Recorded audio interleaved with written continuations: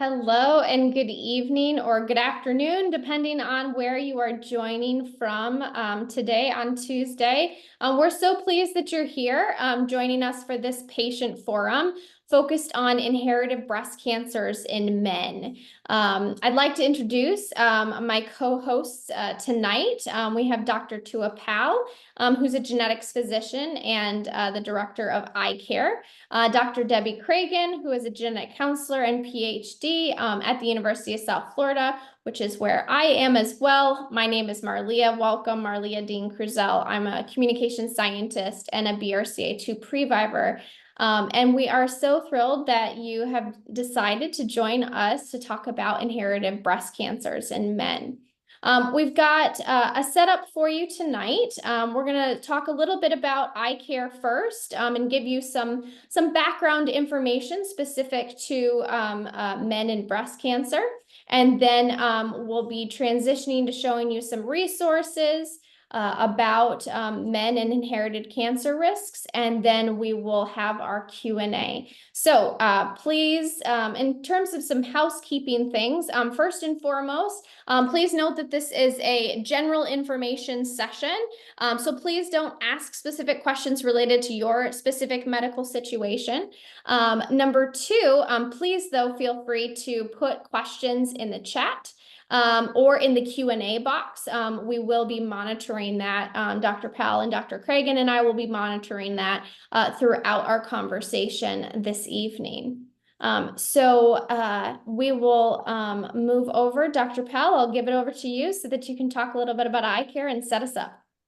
Okay, well, thank you, everyone. We're really excited to host this session, especially in recognition of Breast Cancer Awareness Month. We know that this is a super duper important topic that doesn't always get the attention it deserves. So just a few brief slides on our inherited cancer registry, which many of you may be familiar with, through which we provide education and resources and engage with both patients and providers. Many of you may already be participants in our registry. We've grown tremendously. I think we're close to 7,000 individuals at this point, and we have participants from across the country, and it really has enabled us to do many translational as well as healthcare delivery focused studies.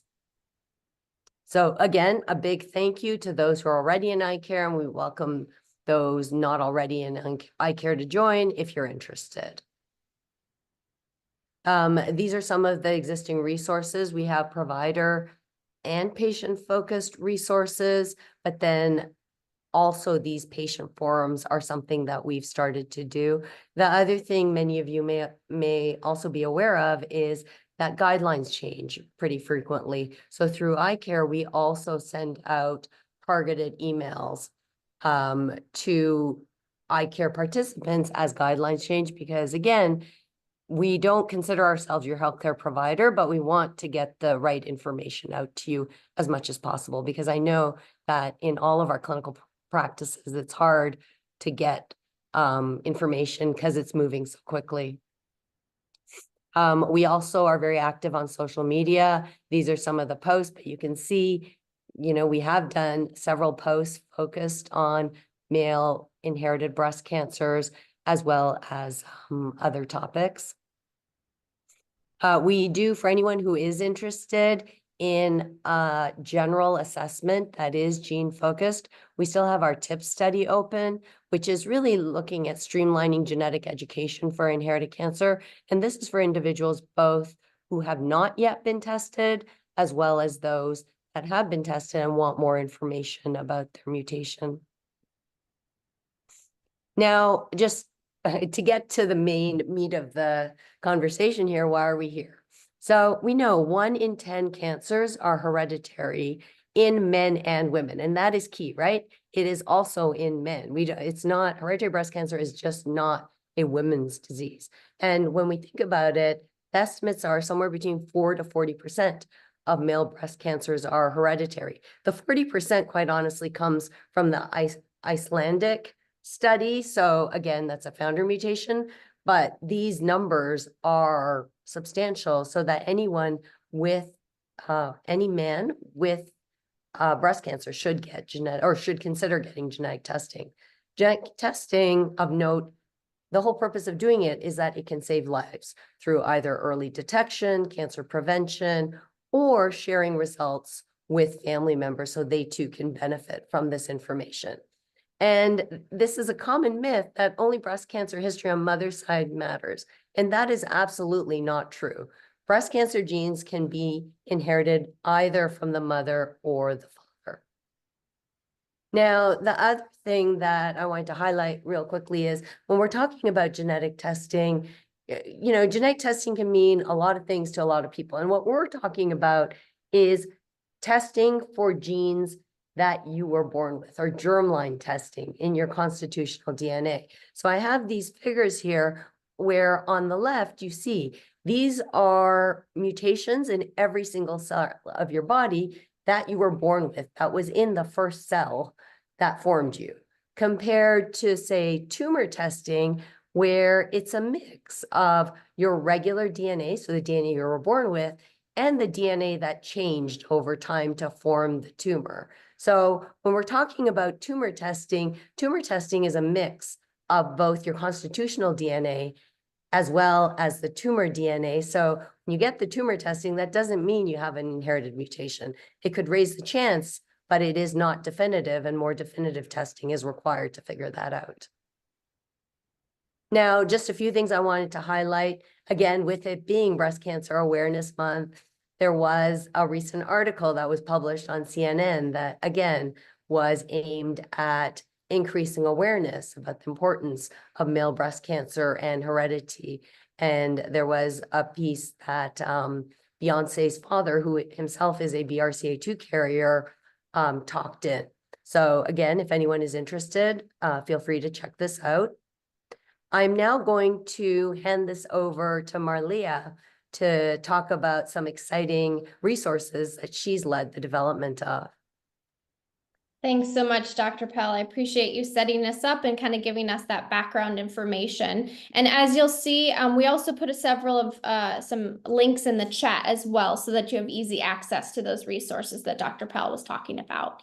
But yes, so I'm excited to share one of the resources tonight is called Men's Stories About Hereditary Cancer. And this is a new resource for men about hereditary cancer. And specifically what my research team and I did, including Dr. Cragen on this call, is using interview data from real men's experiences about BRCA 1 and 2. This resource features 3 different stories. You see one example here, Timothy's story. And the first story is about deciding to undergo genetic testing and the genetic testing process. And then the second story looks at sharing BRCA genetic test results with children. And then the third story is about finding social support online. And the idea is to give men some modeling communication behaviors so that they can kind of see and get some specific resources for men related to hereditary cancer. So to view this or read this resource, you can use the tiny URL link that's listed on the slide. It was also just dropped in the chat. And please feel free to share this with any family members, men or women that you think this might be helpful as they contemplate either undergoing genetic testing or perhaps sharing genetic test results with family members.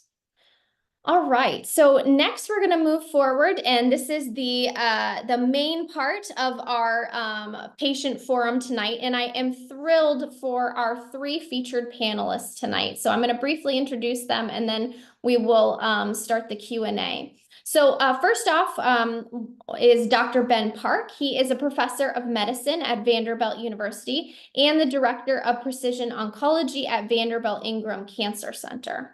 And then our second 2 panelists, Harvey Singer and Vicki Wolf, are the co-founders of His Breast Cancer Awareness. They are also brother and sister, BRCA2 carriers, and breast cancer survivors. And the organization's mission, I'm not going to steal your thunder because I know you're going to share all about it in just a second. But the main mission is to increase awareness and hence early detection for all men, and to help those who are at high risk due to genetics like BRCA and other risk factors to gain access to regular screenings. So we have a great lineup of medical expertise and knowledge. We have patient experiences. And so before we jump into our Q&A, as I mentioned, I'm going to turn it over to Vicki and Harvey and to share a little bit about his breast cancer awareness and some of the resources they have specifically for men. Well, thank you. Thank you so much. And thank you for having us at this important and informative forum. I think it's a wonderful opportunity for so many to hear and understand a little bit more about men and breast cancer and, you know, the hereditary genetic mutations that go behind it. Our organization, His Breast Cancer Awareness, was co-founded back in 2009. In 2008, Harvey had been diagnosed with breast cancer. I had already had several bouts of breast cancer. I could guide him on what he could expect and some of the tests and procedures that would take place. But being a guy with a breast cancer diagnosis creates another whole level of stigma and the effects that go with that. So what we found when we were searching back in 2008, when he was diagnosed, was there was just no information out there about men or male breast cancer. And we just wanted to do something different about that. Between us, we have 5 sons, and we wanted, you know, that in itself to make a difference. But our mission for His Breast Cancer, as you mentioned, you know, we're here to help inform, to educate, and to provide support. Step 1 is education, because most people don't realize that men can even be diagnosed with breast cancer. You know, they only think of it as a woman's disease. They, as you alluded to earlier, they don't realize that men can carry a genetic mutation, that it can be passed down from a mother or a father. So for the first part, you know, main concern for us is to educate, is to get that word out there, because earlier diagnosis is what's going to help save them, you know, save a life. For men, it's often diagnosed when it's much further progressed, and because of that, often more fatal. So we're here to educate, and then we're also here to support. You know, we've been through it. Harvey and I have been through it together, so we understand, you know, what a breast cancer diagnosis means, what a genetic mutation diagnosis means, and we provide that with in a number of ways. We also offer a private Facebook support group for men or their families, you know, to ask questions. It's a private setting, and just feel like it's a place they can go and not have that stigma around them. Everybody surrounding them understands. So that's what His Breast Cancer Awareness is about. And you know, we're happy that we can be here to help provide additional information for everybody. So, Vicki, I just wanted to also, like you said, there is stigma to it, and destigmatizing it, because, you know, a cancer diagnosis is a cancer diagnosis, right? There shouldn't be the added stress of stigma. And when I had met with you and Harvey a few months ago, Harvey had mentioned this documentary that he was involved with. So I did want to bring attention to it, because again, you guys did all the heavy lifting to get it done. So it would be nice to bring awareness to it. So again, we can drop this information in the chat, but it's again, pink and blue colors of hereditary cancer, which is again, taking a look into the BRCA world, examining what it is and how this mutation puts both women and men. So the and men is the key part, at higher risk for developing numerous cancers. So Yes. We are, thank you for mentioning, we're very proud of Pink and Blue. We think that anybody who has the opportunity to view it, you will laugh, you will cry, and it really sends a great message. We are all about bringing blue into the world of pink, our logo, our branding, because breast cancer isn't just pink. Yeah. Absolutely. And that's a great transition to the next slide. I wanted to give you guys an opportunity as well to share a little bit about this resource. Harvey, did you want to talk a little bit very briefly about your book, Sir, You Have Breast Cancer? Sure. And thank you guys for having us. Look, I'm the face of the stigma. I went through it. That's when Vicki and I realized that the world wasn't set up for guys going through the breast cancer world. The questionnaires, the mammograms, nothing was set up for that. When I was diagnosed, I had to go through surgery and then treatment. While I was in treatment, I had a lot of time on my hands. And I decided to write the story backwards from my life and how it progressed into the part where I picked up the phone one day after a biopsy, and the doctor on the other line said, "Mr. Singer," and I said, "Yes." She said, "Sir, you have breast cancer." And that was the start and the title of the book. But it's actually a more brevity type look at it. I didn't want to write a book about I had this test and I had that surgery and I went through this chemo treatment. I mean, I do talk about those things, but I wanted to bring some personality to it. So the book is more about my life growing up, where I was named after two men that died early in their 30s, and I always thought I was going to get cancer and die young. I didn't realize the genetic component. It was more superstitious at that point that my parents named me that way. But it turned out that it was the genetics that actually caused that, because there's this long line of cancer in our family. So the book was just there for me as an outlet, as a cathartic energy at night when I couldn't sleep, to write something about my life and something about being a man going through a woman's disease. And I'm proud to say that not so much the book, but Vicki and I have worked very hard for the last 14 years to change the face of male breast cancer and to bring some humanity to it, and some being that it's not just a woman's disease, and that guys get this and guys die from it, and they die more often by percentage because they're diagnosed later. And it's been our life's work now. It's turned into, we never expected it to turn into what it's been. We get contacted from men from all over the world that are going through it. And I had a call today with a friend, a coworker's husband, and I just helped walk him through some other stuff with prostate cancer, but we think it's genetically related. And it's just what we do. And they always thank you for it, but it's really, no, we love doing it and we love helping. So you can read the book.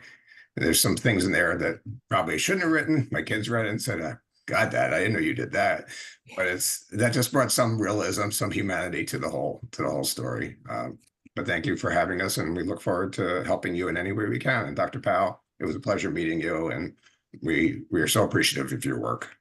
Well, thank you.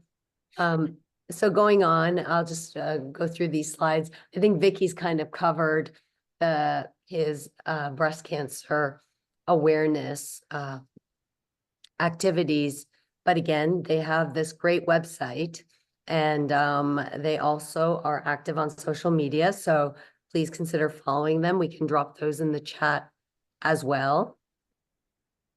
And then there are some additional visuals and facts about when you conduct self-exam, how do you do it?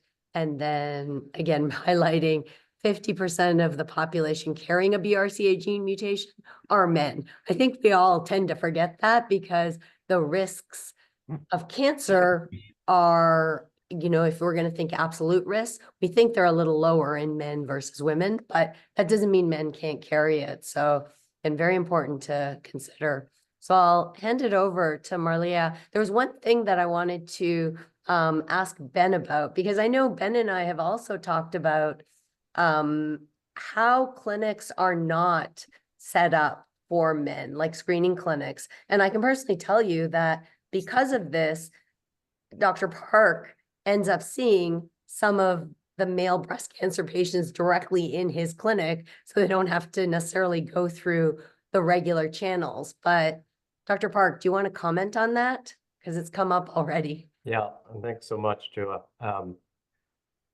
First of all, thanks everyone for inviting me. This is always, I don't know, it's very cathartic and great fun for me to look at all the successes that we've had in terms of bringing awareness to male breast cancer. Harvey, I'm 99% certain we've met before because I'm pretty sure through my interactions with the then Male Breast Cancer Coalition, now Male Breast Cancer Happens, as well as the Global Alliance, that we've probably crossed paths before.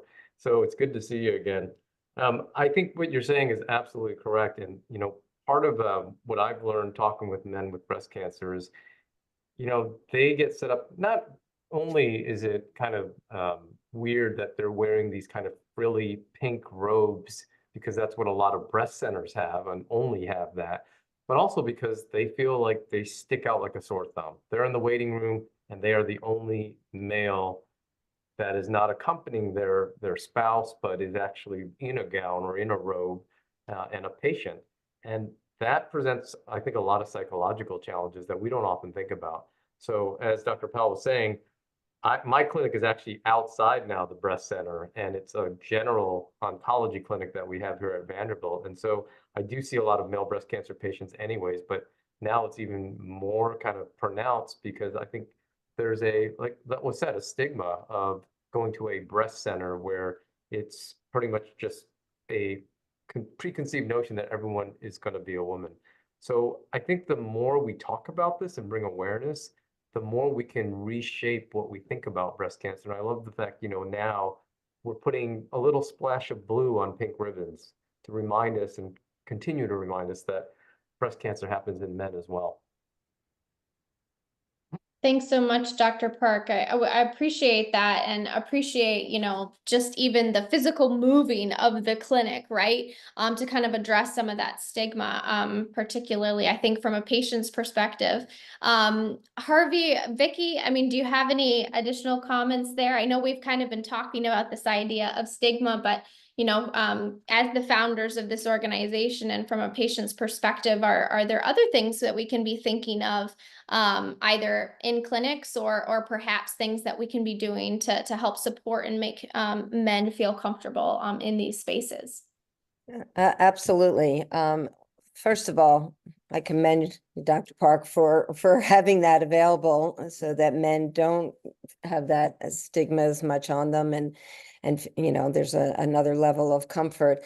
And I remember, I'm going to speak for Harvey for a moment. I remember when he came out of one of his treatments and, you know, was visiting with one of the doctors, and he was there with his wife, and they met a friend, a neighbor, and the neighbor was, "Oh my gosh, Donna, I'm so sorry." And, you know, it just assumed automatically that Harvey was there for her instead of vice versa. So that's exactly it. I think that, you know, the most important as a patient, for any situation is you have to be your own advocate. I think that's primary. You have to, you know, stand up for yourself, get educated, learn as much as you can learn. This is not, you know, it becomes an education. If you hear you know, a diagnosis with cancer, most people haven't looked before hearing those words and said, well, what if I ever, you know, I'm ever told that, what do I need to do? You know, all of a sudden it hits you in your face and you're overwhelmed and you've got, you know, you're emotional and where do you begin? So you know, you need to begin by getting educated. You need to educate yourself and find out as much information as you can. I think also, you know, talking with your family, finding out, you know, funny thing is family sometimes likes to push things under the rug, and, you know, if I don't talk about it, it doesn't really exist out there, but that's not, you know, not the case. And so you might be surprised when you start opening up the conversations, you find out your mother, your grandfather, an uncle, you know, a cousin was diagnosed with breast cancer, prostate cancer, early onset, or something else that, you know, just sets everything in motion for not only your diagnosis, but again, possibly the genetic testing, and opening that up. So I think that's, That's an important part. I think also talking about it will help reduce the stigma, you know, Mhm. sharing that information with others, women and men. I think it's important to realize that a lot of times the women behind the men are the push. And so, don't just assume you got to talk to a guy, but talking to a wife or a sister or a girlfriend, they're going to have that conversation. They need to have that conversation, with somebody close to them. And so that's an important direction to take. So I Men are think notorious. Sorry, go ahead, Vic. go ahead. No, I was gonna say men are notorious for not wanting to go to the doctor. They think everything was a pulled muscle or something else. There's always an excuse. And Vicky was right. The women behind them sometimes have to push them. My experience when I went through it was that most of my guys couldn't believe it. My guy friends couldn't believe it. They were like, "Oh, you want to play from the red tees now? You're obviously a girl now." They had some of that, and it was in jest, but it hit home. And I took it as a battle cry. And one of the reasons we started the foundation is like, I can't let the next guy go through this the way I went through it. And instead of being ashamed to go into a breast center, I prefer to go into a breast center because I wait for somebody to look at me and ask the question. I wait for the tech. A lot of the techs, the radiological techs that do my mammograms and my MRIs, they're shocked when they see me. And it opens up the world for me to open up their eyes. When I go in for any other kind of screening, the nurse inevitably that starts my IV looks at my record and she goes, "Wow, you had breast cancer? I didn't know guys could get breast cancer." So I use it as a battle cry. I used to like wear a shirt on the beach, and so I would hide my mastectomy scar. Now I wait for somebody to look at it just so I can engage them and maybe possibly save their life or save somebody they love's life. And for me, it's what I do. That's cathartic to me to see Yeah. if I can help somebody. And every time we do help somebody and the guy comes back to us and says, "My God, you guys helped us so much get through this." That's all the reward we need. This is that we can help somebody get through. I'm sure as clinicians, that's what you do every day. But for us as normal people, we just love the fact that we can help somebody get through this. And if we can help them navigate the waters, we're not doctors. We can't tell them what Dr. Park can tell them. But we can kind of help them navigate and tell you where to go, what to do, who you should see, what you should research, and then make an educated decision. So that's part of it. But we're all in this together. And it's been, like I said, it's been 14 years of great reward for us to do it. Well, and I think that's the beautiful thing, right? Like as we have, patients and clinicians here on this patient forum, I mean, everybody is bringing expertise in their own way, right? And as a patient, when you hear, "Sir, you have breast cancer," you need both of that. You need the medical expertise, you need the context, you need the help with the treatment and the management or the prevention, but you also need that lived experience too. You want to know how to live outside of the clinical encounter and to move forward, right? And so I really appreciate both of those, answers to those questions. And you actually answered a couple other questions that have already been coming through in terms of how men in the family might get tested. And so we've, mentioned females in the family. There's been a couple questions, so I want to kind of go backwards a little bit, so to speak now. There's a couple questions about, what does the genetic testing process look like? How does it work? And so I thought that could be a point with which we could talk a little bit about first. So I don't know, Dr. Park or Dr. Powell, if you want to chime in terms of what does the genetic process look like from a clinician, and then Vicki and Harvey, you can jump in terms of, your experiences as patients, perhaps. So I think you should start off. Sorry, Marlia, repeat what you want me to say. Yes. I was typing an answer. Sorry. Yeah, and I guess Dr. Cragen could answer it as well. But what does the genetic testing process look like? How does that work?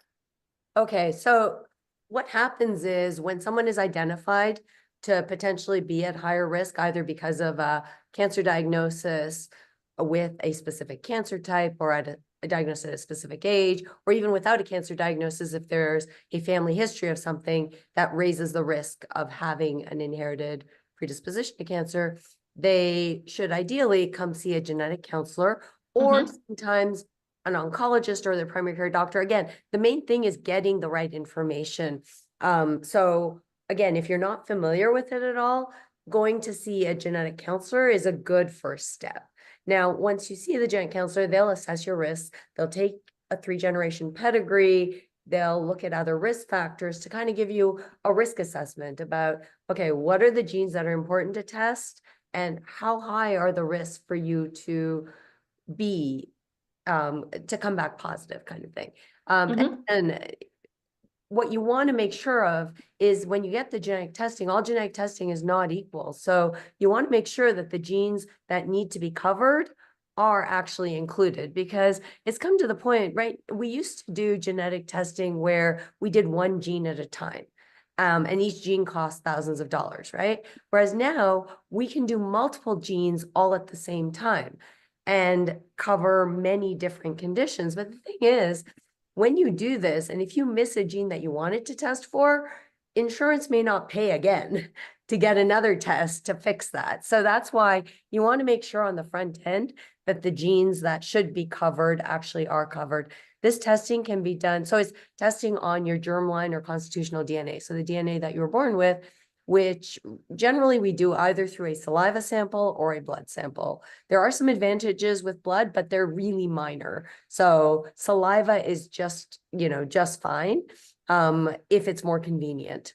So, I mean, in a nutshell, and then once the results come back, the counselor or the physician will talk you through what are the next steps. Because to me, once you do the genetic testing, if you don't get the right information and if you don't act on it, then the genetic testing is useless, right? Like if you don't, like it has to impact medical management either for the individual or their family member. So it's super duper important to get the correct information. And by the correct information, I would also argue you want to get the right treatment. You don't want to get more treatment than you need. You don't want to get less treatment than what you need, because there are situations where sometimes you're advised to get a lot more than we would really advise based on national guidelines, versus the flip side as well. So that's great. Yeah, thank you so much for walking us through that. And I wanted to highlight too, Dr. Cragen had put in the chat as well. If you're looking, or you want to explore genetic counseling or find a genetic counselor, there's a link there for find a genetic counselor in your area. But I want to give Vicki and Harvey opportunity, from again your experiences, any things about the genetic testing process. What might you tell somebody, a man who is interested in genetic testing or considering it? So I'll go first here, Harv, if that's okay, because I had testing first. Always go first. Yeah. You're one of the first people to ever get genetically tested. You go way back in the process. So go for it. So I had 2 diagnoses of DCIS and then a 3rd diagnosis of invasive cancer. And that was back in 2005, 2006. And all the times just lumpectomy, but we were discussing whether or not I had done an oncotype test and whether or not I should have chemotherapy with that diagnosis. And sitting in the oncologist's office, there was a pamphlet. That was the first time I had seen or heard, which, back then was about the start of, BRCA testing. And I just thought, I knew I had 3 sons, so I at first didn't fully understand what it would mean for them.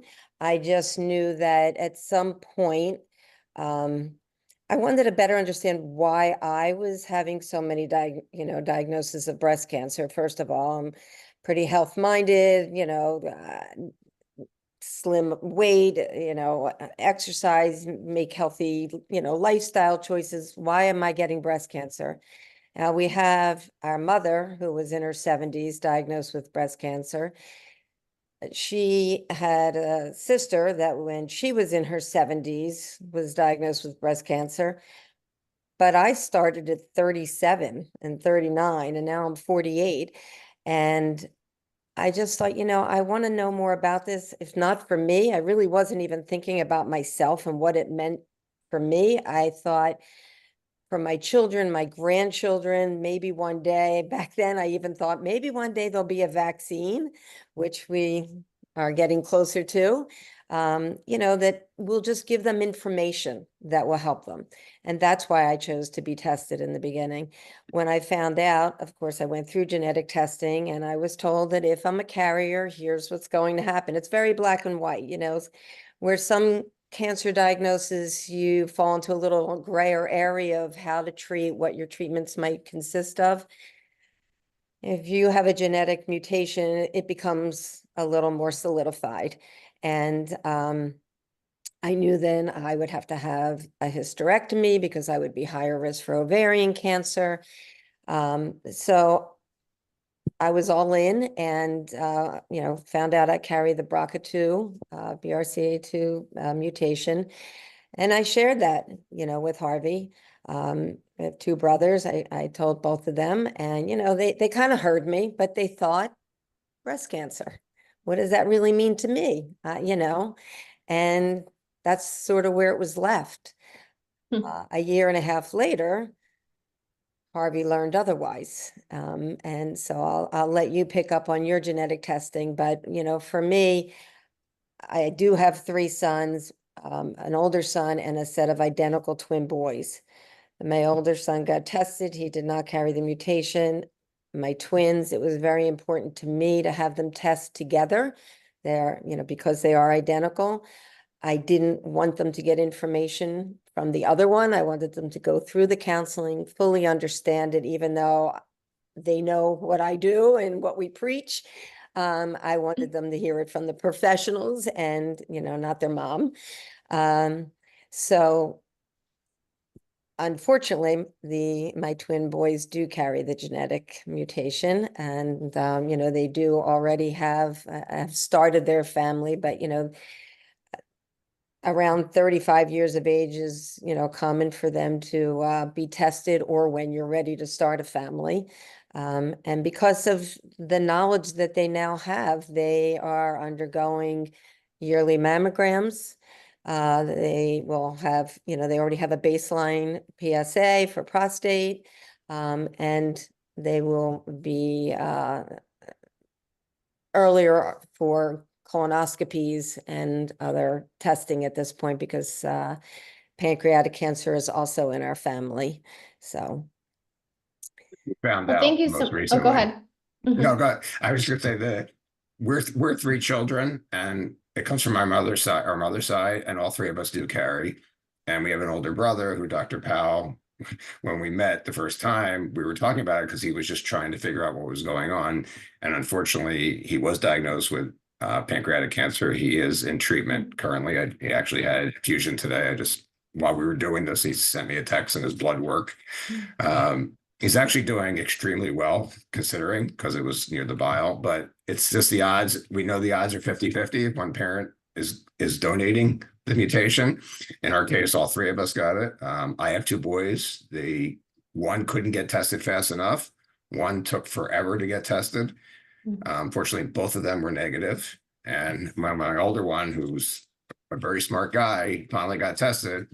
I said to him, see, you could have known you were negative 11 years ago because he was worried he was going to get a positive diagnosis of the test and, have to live with the fear of it. He said, I just want to live my life. And I think this is a common theme throughout people that go through genetic testing. They don't want to know. They want to bury their head in the sand and say, it's not going to happen to me. And I don't want to know. And I don't want to live with that fear. But we all know here, living with it is knowledge. And Vicky's twins, my nephews, are living proof of it. I mean, they do everything the right way now. They know what to screen for, just like we know what to screen for. People ask me all the time, why do you screen so much? I do annual EUSs. And I said, I know what my risks are. I've had prostate cancer. I've had breast cancer. The other stuff is hiding somewhere there. So, I go to the dermatologist twice a year for melanoma checks. I just, it's a lot, but I get it. I'd rather find it earlier rather than later. The person I was talking to today who was diagnosed with a metastasized prostate cancer, I said, have you been genetically tested? I don't know this gentleman that well. And he said, no. I said, is there any other cancer in your family? He goes, my brother was diagnosed with prostate cancer at 51. I said, at 51, so you're 60, you have two early onsets. I mean, the likelihood that this was, and he's an Ashkenazi Jewish individual. I said, the likelihood is that you're carrying a mutation. So get tested, but the doctor didn't recommend it to me. And that's part of our problem in the system is why aren't doctors recommending this, especially when they're not reaching out to know their family history. That's why Vicky and I preach, know your family history, understand it. God, Dr. Parker, sorry. No, I was like, you hit a chord or something that resonates with all of us, and Tua knows this. And the answer to your question is we are still not trained as medical professionals really in genetics, other than Dr. Powell, who is the geneticist. But even in my world of cancer, believe it or not, it's not really part of our curriculum. We're getting better because we now have more awareness of this. But you're absolutely right, Harvey. It is astonishing how many people don't understand that they should get tested. All metastatic prostate cancer patients should get tested, even regardless of age or family history at this point. And it all plays into what you're saying is we got to increase awareness. Dr. Powell and I are pretty excited because we just recruited someone from University of Washington who's coming here. And part of his kind of research mission and shtick is to do the family testing. And he's got data that shows if you have people who are going to spend the time to talk to patients who have the mutation and then talk to their families, you can really get a faster uptick in people getting what we call cascade testing. And I'm super excited about that. But this is something that really strikes a chord with me because you're absolutely right that people just put their head in the sand, their doctors don't know. There's a million reasons and opportunities that we could do better. Yeah, so I hear the common thread, on both sides is, that the education, right? The empowerment, right? In terms of knowing from the patient side, but also from the clinician side too.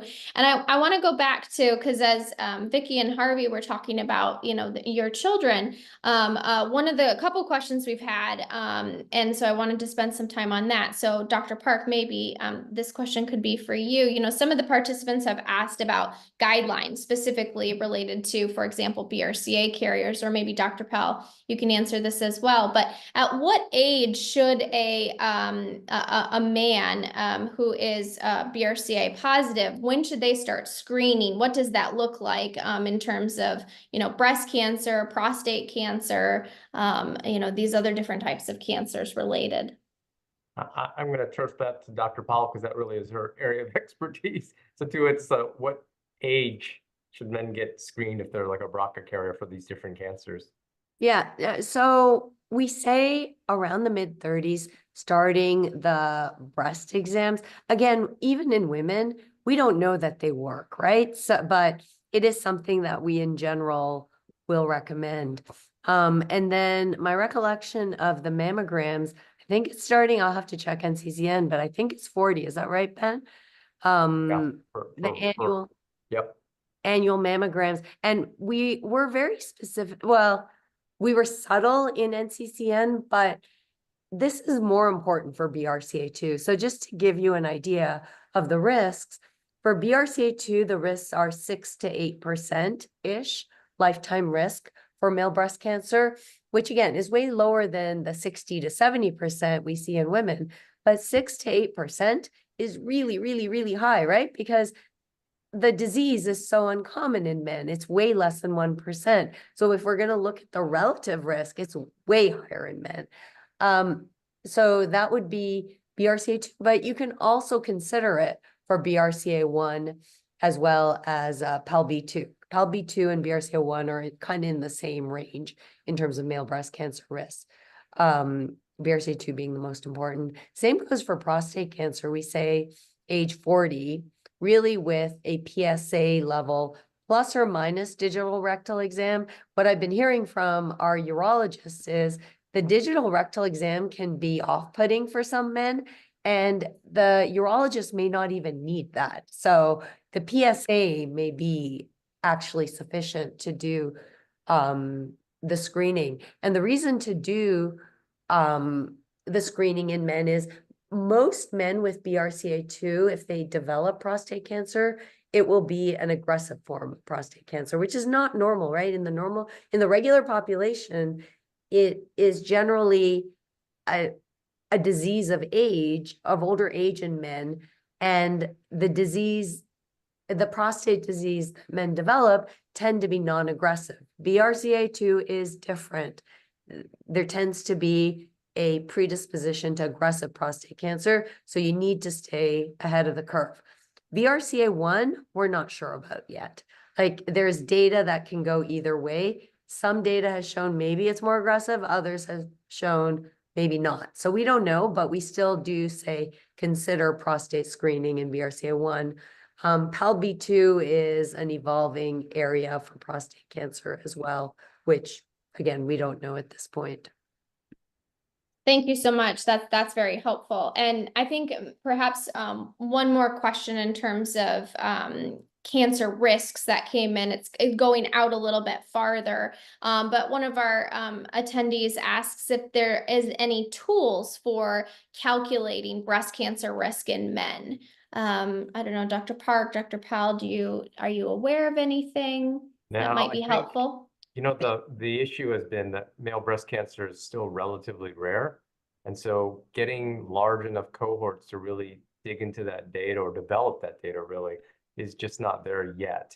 We are, as a field, trying to, and have successfully in some cases, brought together institutions both nationally and internationally to see if we can actually take at each institution and each site their collection of male breast cancer data and pull it together. And this also includes pathology tissues. This was an effort led by Dr. Sharon Giordano at MD Anderson a number of years ago.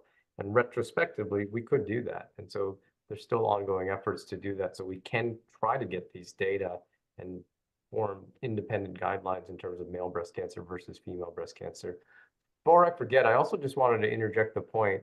The other thing that I often see healthcare providers, my own colleagues, et cetera, if we see a family that has a lot of breasts or other types of cancers and they get genetic testing appropriately and it's negative, which it often is, I sometimes see the mistake being made saying, oh, well, you're good.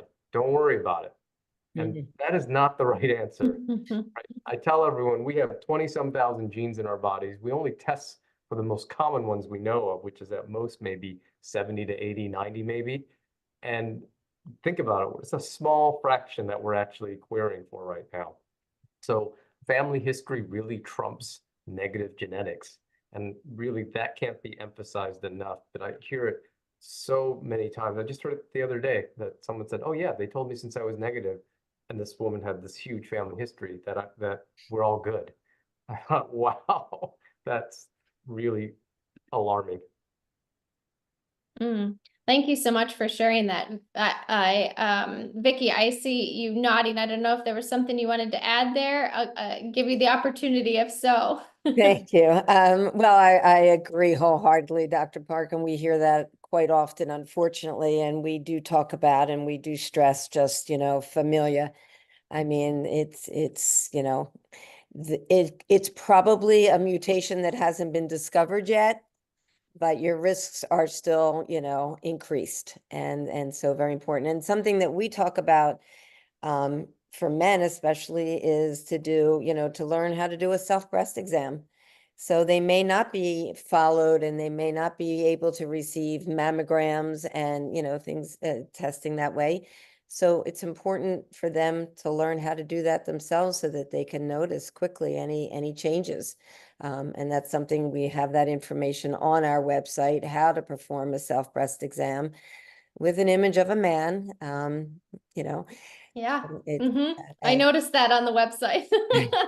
So, and it can be done, and if your girlfriend and you, or if she wants to help you and teach you or lay in bed and make it part of some, some close time together, then that's a bonus, But yeah, very important, to be aware of your own body and of course, any changes in any, at any physical concept, but especially, with your breasts, knowing some of the symptoms, knowing if there's some dimpling, some inversion of the nipples, some leakage, in addition to a lump or bump. Excellent. Excellent. That's really, go ahead, Dr. Powell. Yeah, the other thing I just wanted to bring up, so, in the chat, I've been monitoring the chat, and there was a comment about detection of multiple cancers with a single test. And I don't know if this is getting at multi-cancer early detection tests, but Dr. Park is actually an international expert in this arena. So Ben, I thought you could say a few words because again, it's being rolled out as a test, even though it's not ready. So maybe you could just kind of give your regular spiel that you always educate us. You know, I think the hard part about this, I am one of the earliest developers of what we now know as circulating tumor DNA. And really what that is, just to put it in context, we've known for ages that all of our cells in our body actually secrete naked, free-floating, cell-free DNA is what we call it. And so if you have cancer cells in your body, they will also do this. But relatively speaking, the amount of cancer DNA to normal DNA is very, very little. It's like the proverbial needles in the haystack. And so there are different ways to detect this now. And this is something that we're using as a field all the time, mostly in metastatic disease, but now we're moving into earlier stage diseases. So in the curative paradigm, and we're even moving now into the primary screening. So you can imagine the first maybe families that you would want to do this are on higher risk. And there's a study in Canada that's actually going on right now to do this. There is one company called Gallery, and they have a test called Gallery, I don't remember. At any rate, it's come under some controversy, and they basically started selling it. Didn't have much validation, if any. Wasn't covered by insurance. They were charging money, and they were getting real world data to try to figure this out. And they've published on it. It's not very good. They're going through some troubled times. It's in the cancer letters. I don't know if you saw it this week too. I'll send it to you.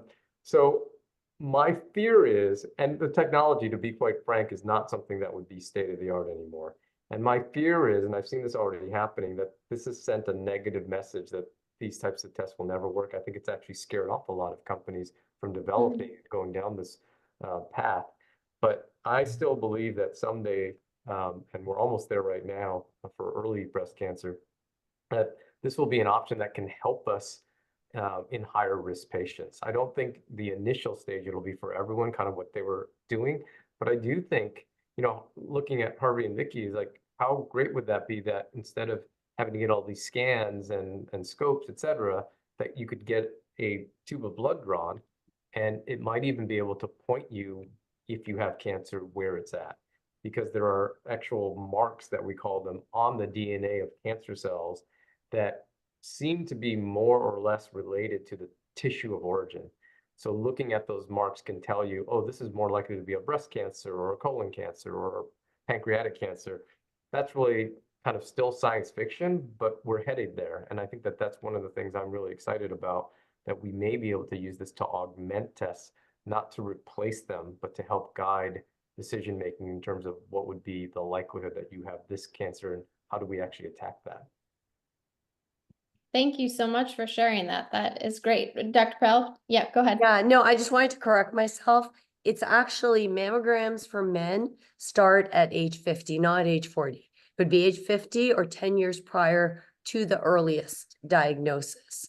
So you could start it before 50, but you don't necessarily need to. There's another question in the chat about the consider.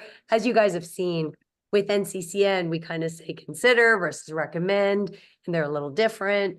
But there is enough data. That is something, again, I would still say it's an option, but it's an option that I do talk to my patients about, and certainly advise that it is something that they should really think about seriously. That's really helpful. Thank you so much for sharing that.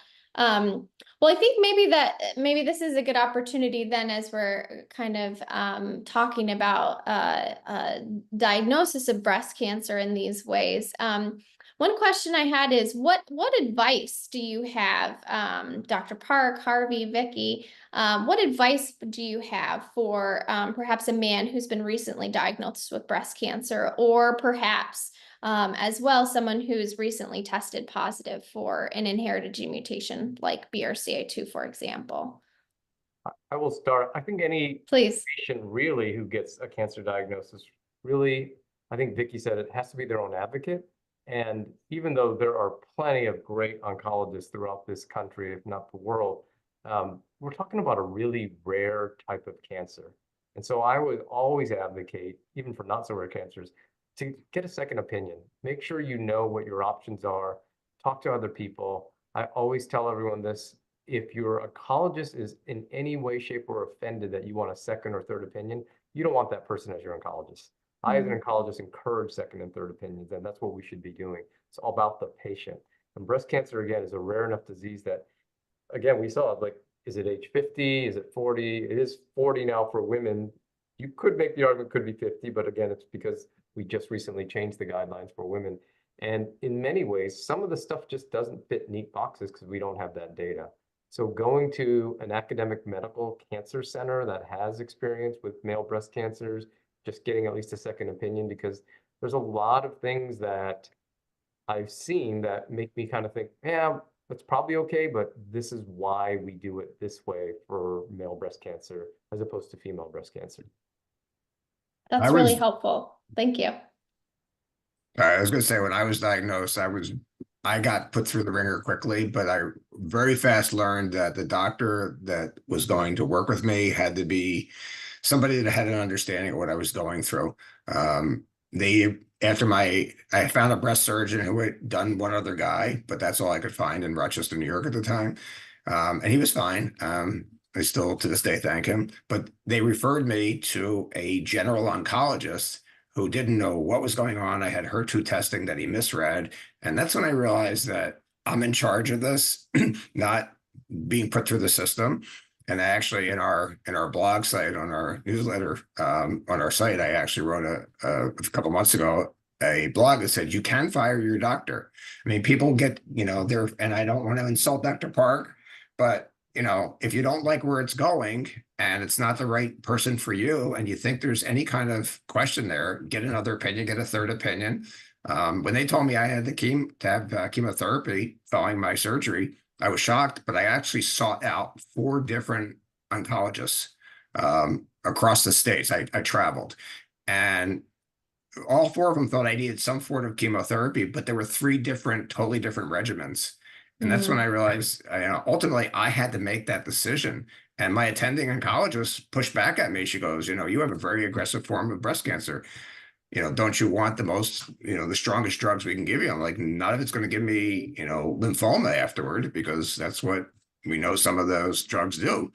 So I think Dr. Park hit it on the head. You have to have a second opinion. You can't be afraid to go somewhere else. If you had a bad plumber, you wouldn't keep calling them to your house to fix your toilet. You'd get a different plumber. So why would you not try and get a different doctor if it's not going right for you? And that's one of the things we preach every day. Get a second opinion, understand your options, understand everything that's going on, and don't just be pushed through the system, like without a say in the matter, because ultimately you have one life. And if you make the wrong decision and you don't make it, the doctor unfortunately can move on to the next patient. You don't have that option. So you have to be very, very vigorous about how you handle your treatment. And yeah, don't be afraid to ask questions, and always take somebody with you to an appointment, because there's so much information. And I don't know if doctors like this or not, but I always say ask permission, but record the conversation so you can go back to it later. Just the advice we try and give them for that.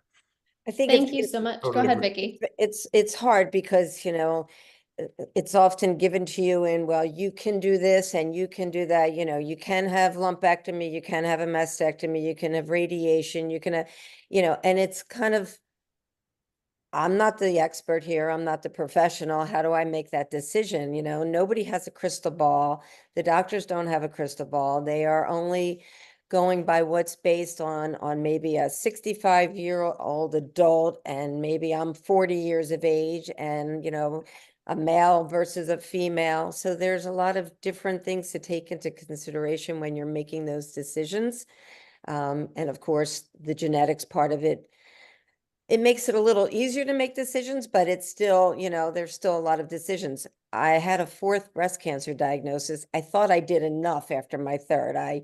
I did radiation. I was on tamoxifen. I went and had a full hysterectomy. So I thought, I'm ahead of the curve here. Not that I didn't think it couldn't return, but I just thought I had, maybe 30 years like my mother would. And when it was barely 10 years later and they thought they saw something, for me, it was not even a question now. I know I have to have a mastectomy. And, there was a small part of me that in the back, and this is not anything scientific or medical, this was strictly, myself and my emotions. My body said, make breast cancer, with genetic mutation. And if I remove the breast, now where do I look for it? Because my body's still going to have a hard time killing off those cancer cells, and it's going to find somewhere else, and I don't know where to look. So there was a little bit of a security blanket in there with, it's not why I kept them at first, but it was there in the back of my mind. And so when I finished my double mastectomy, and now I'm on an aromatase inhibitor, for the next 10 years, and my oncologist looked at me one day and said, I think we need to consider chemotherapy. My oncotype score was a little high, and I wasn't expecting it. All the knowledge that I had and the experience, I wasn't expecting chemo, and I had to wrap my brain around that one too. So, you really, there's a lot of information thrown at you at one time. There's a lot of emotions going on, and, we look to the professionals for guidance. And that's the important word, is guidance. And then you have to do what feels right to you. And you might look back in 5 years and say, I should have, but nobody really knows that anyway. So it becomes, and I think another important part to answer your question, as somebody that's been recently diagnosed, finding support, finding other men, especially, we'll talk about men here, that have been through this and can help answer some of the questions. And so I think that's a critical part. And I also think taking care of your mental state. You've got a lot of anxiety, a lot of stress now put on you. Can you keep working? How do you provide for your family? What are you physically going to be capable of doing? What are you going to look like afterwards? I think all those things. So, not to negate that mental side of it, and having support there as well. That's great. Thank you so much, all three of you, for sharing your thoughts on this. I think it's always really helpful, to hear what are, some advice kind of looking back, or, helping patients where they're at in terms of empowering them, your body best, as well as partnering alongside with the clinician, right? So that's really great advice. I appreciate that. I think another. I just wanted to step Please. in again, monitoring the chat. And thank you. There are some questions about what are the genes that are associated with breast cancers. One thing I will say is, through the NCCN guidelines, and again, I think Dr. Park wrote it out, National Comprehensive Cancer Network is what it stands for. Those are national guidelines that are considered, what clinicians across the US should be following. It's best practices, essentially. So there are guidelines focused on inherited breast, ovarian, and pancreatic cancer, and anyone can access it. Again, I know people are sometimes leery about having to create a few username and password, but this is a legit site. We all have usernames and password. It's a not-for-profit, so they want to track usage. That's the only reason for it. So they're not selling your data or anything. But I would encourage you, that's another way to stay empowered with the latest information. And again, through ICARE, we have done some links, because it has come to our attention that sometimes it's hard for people to navigate how to get to those guidelines. So please feel free to reach out to us. We've actually got detailed instructions about how to access these guidelines. And I can personally tell you, we do update these guidelines at least once a year, if not more. And I know that we are going to be updating them at least another time, if not yet another time this year. We just released the guidelines, I think it was September 11th or so. But there will be another version that updates, hopefully within the next few weeks. So it's important to continuously monitor. And again, that's why we have tried to be active on social media, just to get the word out. We can't be comprehensive because, again, you have to give the information in little chunks, but we hope that it's helpful in starting a discussion with your providers. And I know both Harvey and Vicky are in great hands with providers, but there are others that may not have physicians that are as knowledgeable or as up on the most recent guidelines. So I think it just takes a village to make sure that, you know, we as the bigger we, so both patients and providers, stay on top of guidelines because things are changing very quickly. And I'll give you an example. With BRCA2, the guidelines that were just released in September, we are now advising that anyone with a BRCA2 mutation, regardless of family history, can have pancreatic cancer screening. That's a big change because before we were saying family history of pancreatic cancer, right? So Vicky and Harvey met the guidelines, but many other BRCA2 carriers did not meet the guidelines. Now anyone with a BRCA2 mutation, same goes for ATM, anyone with an ATM mutation, regardless of family history, can consider pancreatic cancer screening. So super duper important to stay on top of guidelines. Absolutely. No, thanks so much for interjecting. And as you can see in the chat too, there's been information given there in terms of how to log in, where to go, and what that looks like. And as Dr. Cragen points out, you can also download the guidelines and take them to your physician if, for example, you have an experience like Harvey kind of explained earlier in terms of not having as much knowledge, perhaps from a physician.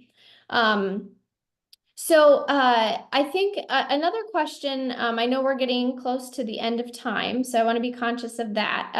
But another question, and something that's kind of come up a couple different times, is what would you say to someone who has undergone genetic testing and they have children, right? And encouraging children to get genetic testing or also screening. And Vicky, I know you and Harvey kind of talked a little bit about your experiences with your children, but there's been at least one question in the chat about, you know, what do you say to children? What would you recommend? And so I wanted to give the opportunity both to Dr. Park and to you as well to touch on that one last time. Do you want to go first, Tua? By the way, I didn't know this was going to everyone, but is Michael Singer your brother, Harvey and Vicky? He is not. He is not, but I do know him fairly well. Yeah. Our community is pretty small. The male breast cancer activist community is pretty small, so we kind of all know each other. All right, And sometimes we work together, sometimes we don't. But yeah, I know exactly what you're talking about. Yes, I do. Now I completely forgot the question. Really sorry. What will you say to your kids? How do you talk to your kids about? Yeah, so in your consultations with, you know, men who've been diagnosed with breast cancer, what would you recommend, Dr. Park, in terms of like thinking about genetic testing and talking to children about that? And then we'll flip it over. You know, again, it depends on the age of the children, right? You know, if they're clearly adults already, that becomes probably a little bit easier. And if they're 18 and above, they could even get tested and, you know, go through all the consent. Tua knows way more about that than I do. But I also think it's also an individual thing when, regardless if you have a hereditary form of breast cancer or not, when you have children and you have a diagnosis with cancer, that's a really tough thing. And so I usually recommend resources. We have a lot of great books and knowledge pieces that are available on the internet. We also have child psychiatric and family counseling, which I think is critical and essential when a family member is diagnosed with cancer and they have children, particularly young children. There's also this wonderful organization that I've been a part of since I was at Hopkins. I'm less involved now at Vanderbilt, called Camp Kesem. And this is something that probably a lot of patients know about already, but it started at Stanford. It's a summer camp free for kids whose parents have cancers. And it is really, I think, game changing for the vast majority of those kids. They basically get together. They don't talk about cancer at all in the first couple of days. And really, it's more about being a kid again. And some of these kids have lost their parents to cancer. So you can imagine the trauma that Mhm. comes with that. But there are resources, is what I'm saying. And I think it's like everything else. You got to sometimes be your own advocate and ask for them or look for them. And if you're not finding the answers that are helping you, then dig deeper, look around, get on the internet and find the help that you need, because it's really important, I think, when you're dealing with kids whose parents have cancer. Thank you so much. I appreciate that. Vicky, Harvey, any other comments there? I will say that we do have, you mentioned resources, and on the his breast cancer awareness website, there is a resource page. And it covers pretty much everything from A to Z, whether it's other organizations or support groups or places where you can just gain information.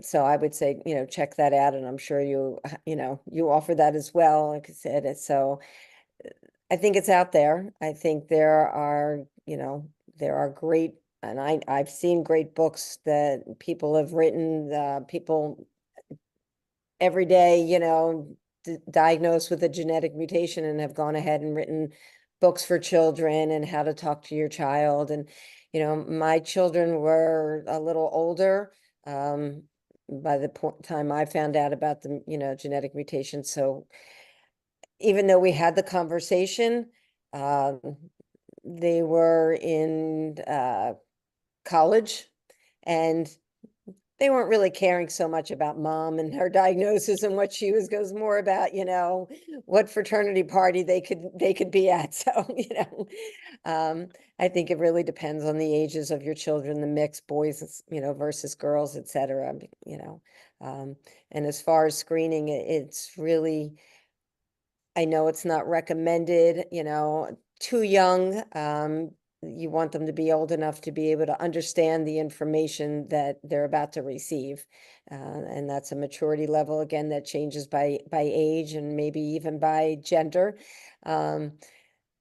So, in the film, in the Pink and Blue film, we have a young girl who was one of the youngest to ever, be diagnosed. She lost her mother, and she then got tested and found out she carried a mutation and had a mastectomy at a very young age, so I think it's very individualized, and what's right for you as a family to have that conversation. So Thank the you. only other thing I would add is, like, when I see patients, the thing is, we're gonna, like, there are pros versus cons of testing, right? If you test too early, it could affect insurability. And I'm not talking health insurance, but things like life insurance, disability insurance, other supplemental types of insurance, which, again, recognizing there are state-specific differences, because certain states are great in terms of having some extra protections in place. But really, what's important is, how is it going to change your management? Like, that's when I push or, really encourage testing. So if a 20-year-old female comes to me and says she wants to be tested for a familial BRCA1 mutation, I'm not saying super early breast cancer in the family, because again, we may tailor the screening based on age at diagnosis, right? So usually we'll say age 25, we start the MRIs, age 30, we start the mammograms. So really, is there a reason to get tested before age 25? The only other thing I can think about that I would consider would be if it would impact their family planning decisions, right? Because we do have technology now to do IVF, fertilize the egg outside of the body. When the embryo grows to the 8-cell stage, test the embryo to see if the embryo harbors the specific mutation or not, to be able to then selectively reimplant.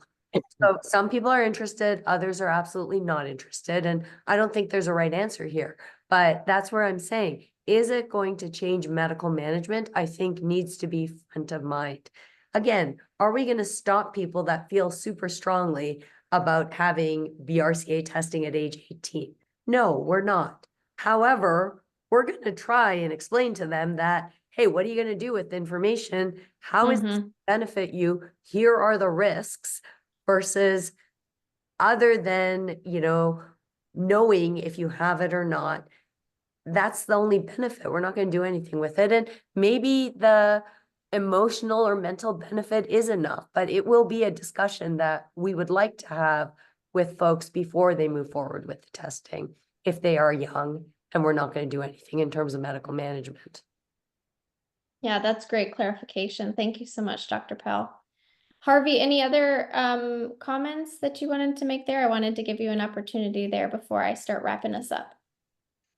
Thank you. I think Dr. Powell hit on something that my two children were diverse in their opinions of this.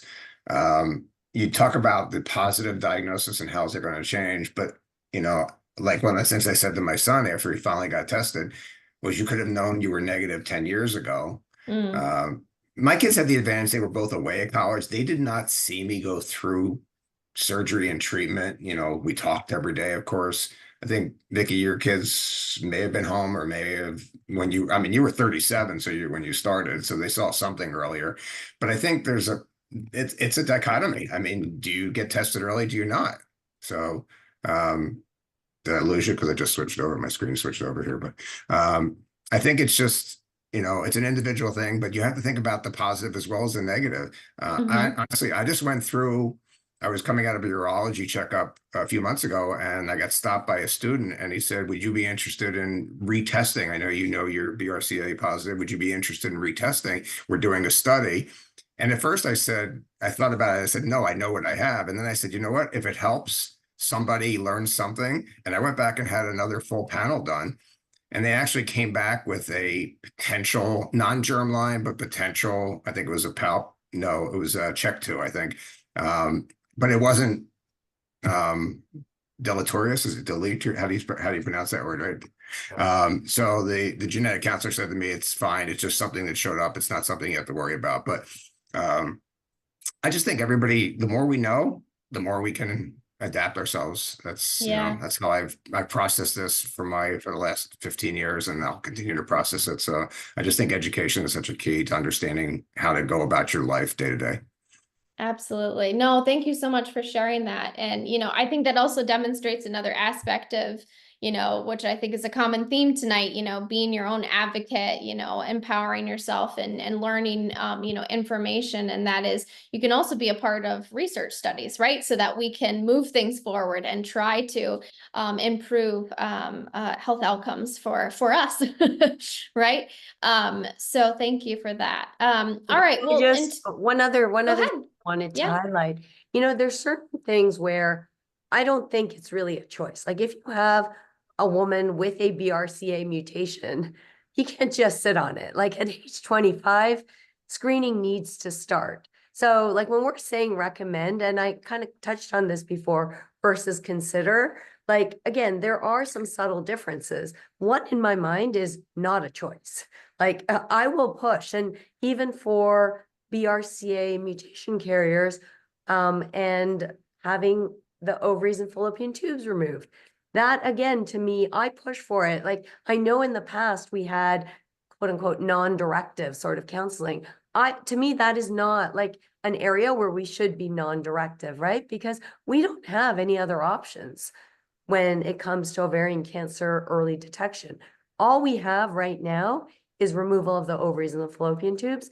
And we also know that that saves lives. So again, I think there are subtleties. Some things I think are options. We owe it to our patients to be able to educate them to make choices that are right for them. But we also should be pushing for things we know to be right. And again, like Ben could speak further on this, but in the treatment realm, I don't think BRCA testing in certain scenarios is a choice anymore, because that's going to guide your treatment, right? So that's not the same. Yes, we still should be telling people, hey, here's what your risks are, because it's not, if you're a breast cancer patient, you're still at risk for ovarian cancer patient. And I think we have all seen this in our practices, and it is depressing where someone survives breast cancer only to get ovarian cancer because their doctor didn't mention it to them or they didn't get tested, right? So that's where I do think educating our patients is really, really important. But giving them choices where choices exist. Like I said before, this is like for testing in young adults or children. I told you what my approach is, but at the end of the day, if a young adult or an 18-year-old feels strongly because of family circumstances that they want testing at age 18, am I going to withhold it? No, I'm not.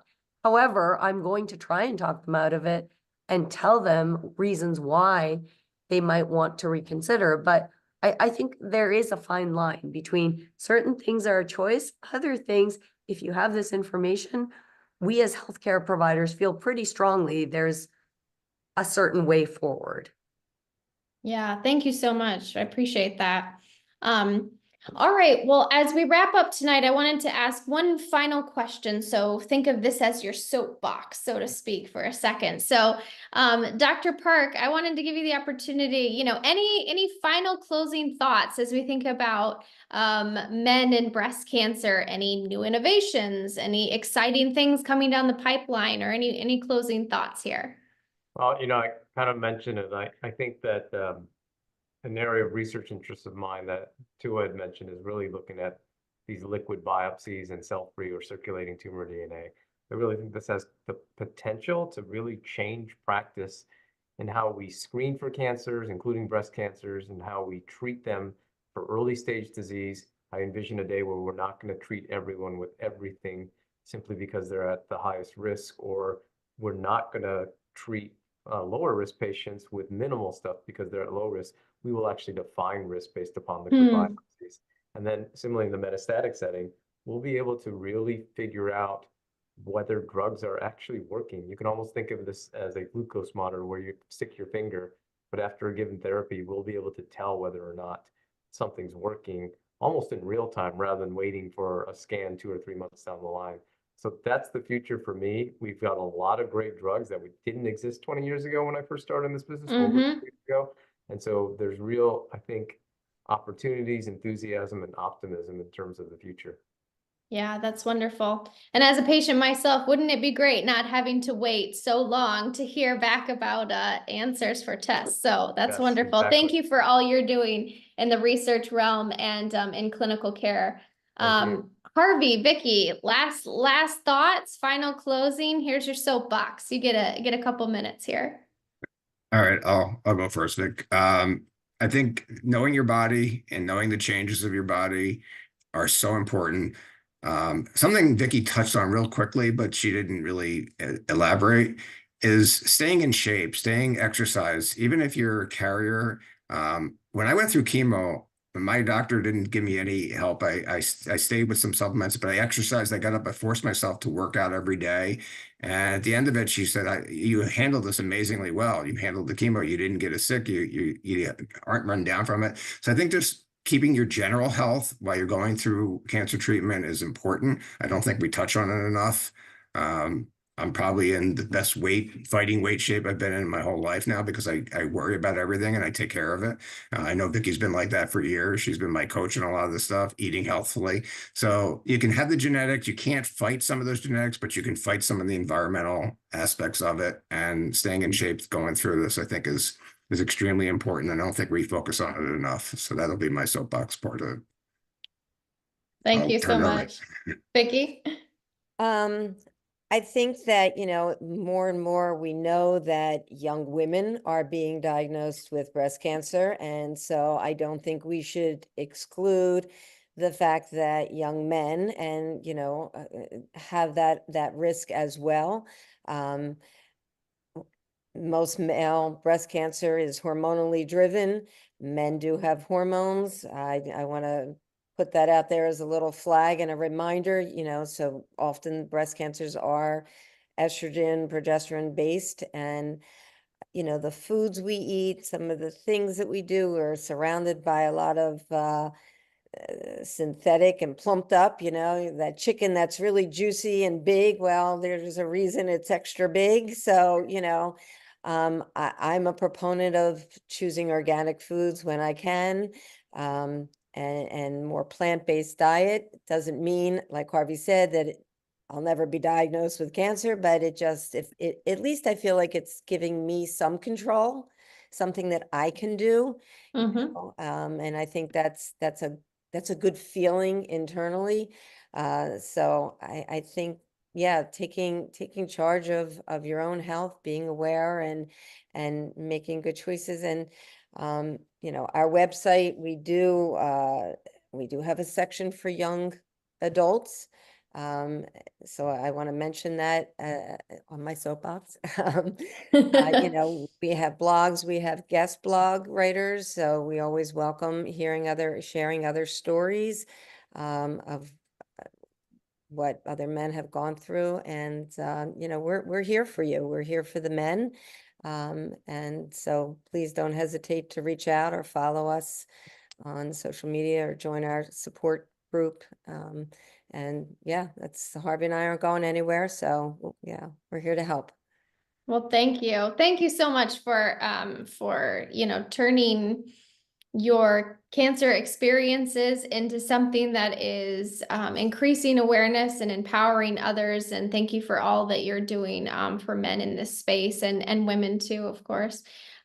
So that concludes our patient forum tonight. We want to thank you again for joining us about inherited breast cancers in men.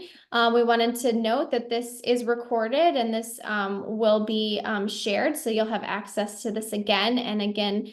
In the chat, we've tried to answer a lot of those questions, but you can always reach out to, as Vicki and Harvey said, in terms of his breast cancer awareness and ICARE as well. Thank you again, ICARE, for hosting this. So thank you to our panelists. We appreciate your time, and we hope you all have a good night. Thanks, everyone. Thank you. Thank you. Goodbye.